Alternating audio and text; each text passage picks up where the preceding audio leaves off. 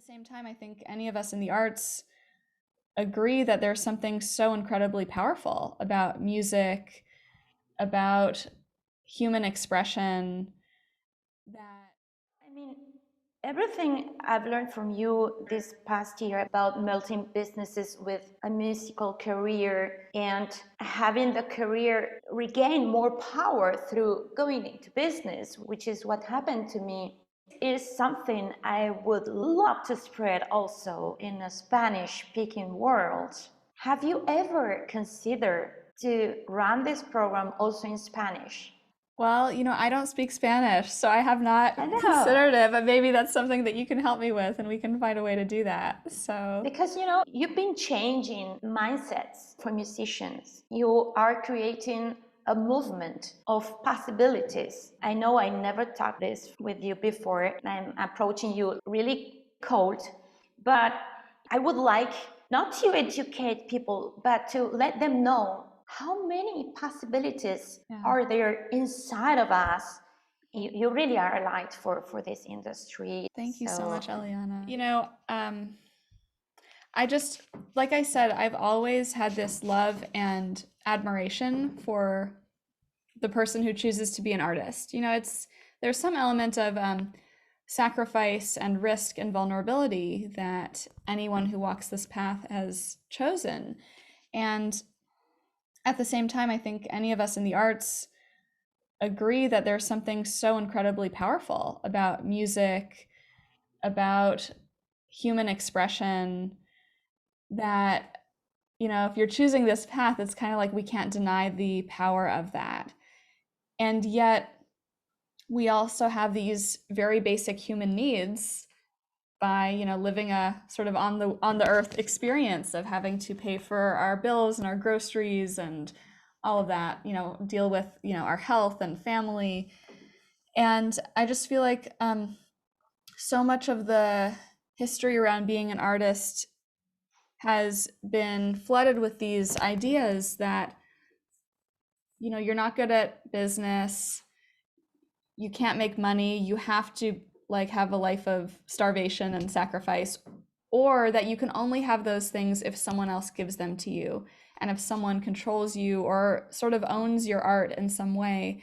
And that's really what I would say motivates me in the work that I do. Is I believe in artists. I believe that they should be free and empowered to create how they want. And strangely, it's a financial conversation in many ways to achieve that.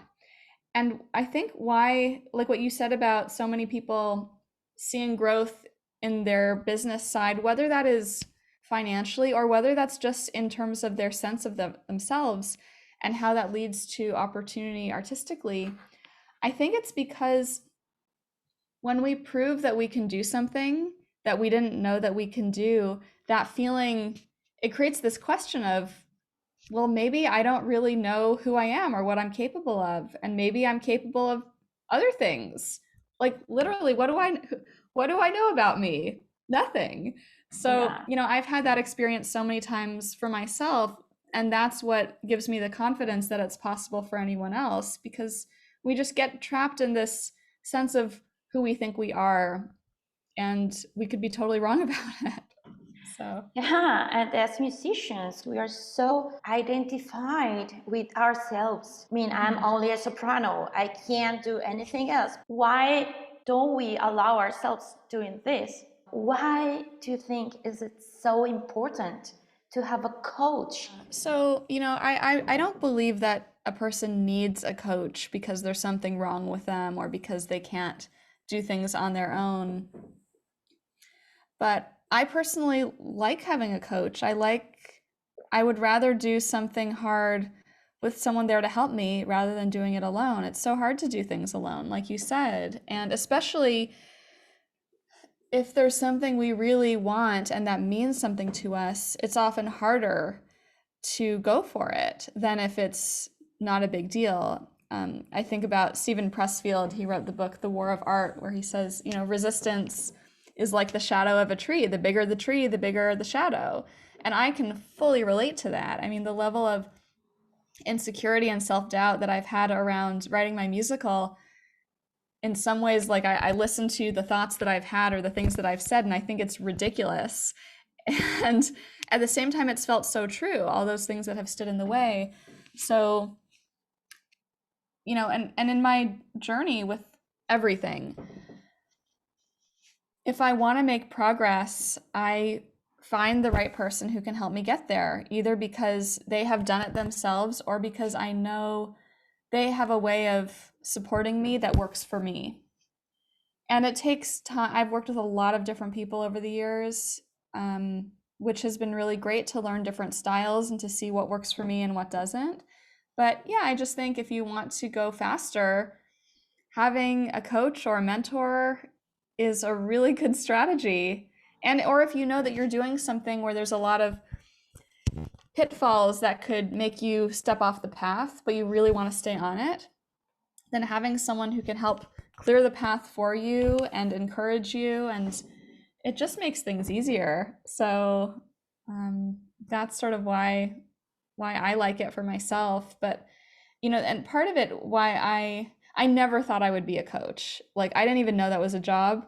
It's so random. I was always drawn to teaching. Like I had great respect for my teachers, and I thought, you know, if that's something, for a while I thought maybe I wanted to be a professor or something like that.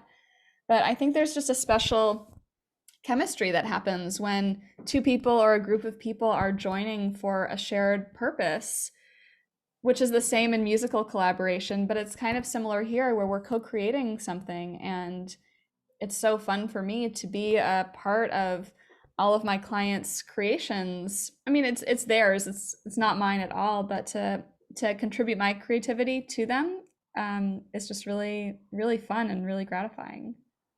Thank you so much for this interview. As always, it's been so deep. Where can people find you? Where can we find your musical? Where can we follow you? Where can we wait for your next programs? Yeah, so it's funny. I currently I took down my website, but if you go to jenniferrosenfeld.com, you will see my White Rose Diaries podcast, which you can follow on wherever you listen to your podcast. But basically, I haven't updated it so regularly, but I do these short 3-minute updates about my process, what I'm working on. So that's a good way to stay in touch. But I'm also on Instagram, I'm on Facebook. Yeah, and I guess if you want, I can give you, Eliana, like a link to a resource that people can sign up for if they want to learn more about Wow, yes, creating of a course. business like roadmap. I can totally share that. But yeah, I'm sort of in the under construction phase in my online presence. In fact, I went to your website for preparing this interview, and I got there the White Rose Diaries. I said, "What happened?" Yeah. I mean, and this is so amazing that yes, you changed it. It what? So fantastic first interview for my series.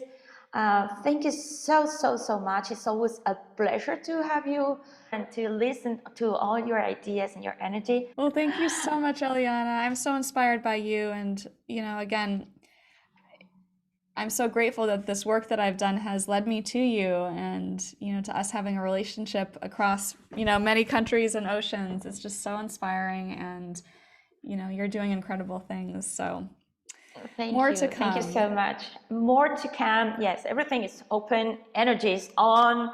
And yes, what else can we do? So thank you so much. Thank you. Bye. Bye. Bye.